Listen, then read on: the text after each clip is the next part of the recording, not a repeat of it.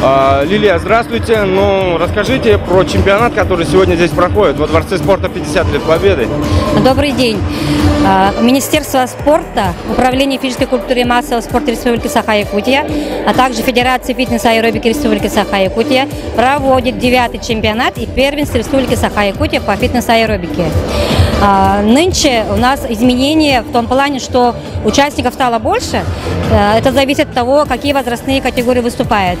В этом году первый раз выступают мини-кадеты 7-10 лет, а также любители фитнес-клубов, это начинающая группа. Также участники кадеты 11-13 лет, юниоры 14-16 лет и взрослая категория 17 лет и старше. Хочется сказать, чтобы фитнес-аэробикой занимались многие люди, не ограничивая, уже повторяюсь, возраста, и мужчины, и женщины.